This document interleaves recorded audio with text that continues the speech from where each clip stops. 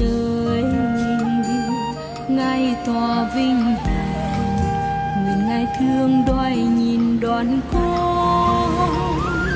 Từ khắp muôn phương chúng con về trước nhan Ngài, bao nhiêu nhọc lao của cuộc đời, nguyện xin Ngài thương chở che.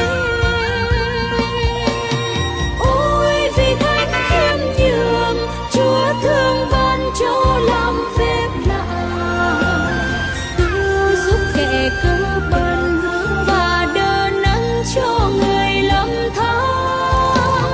Xin chở che giữ gìn cho muôn dân được sống an bình, chọn một niềm cậy trông vào tình thương Chúa muôn ngàn năm.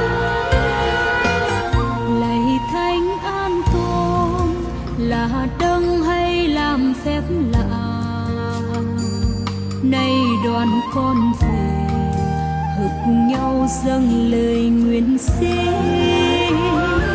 Thử thách gian nan lắng lo khổ đau thân vọng, kêu xin Ngài thương xót nhầm lời, chuyện cầu cùng Chúa xót thương. Ôi vì thánh khiêm nhường, Chúa thương ban cho làm phép lạ, cứu giúp kẻ cơ bần và đỡ nâng cho người lầm than. Xin chở che giữ gìn cho muôn dân được sống an bình, chọn một niềm cậy trông vào tình thương Chúa muôn ngàn năm.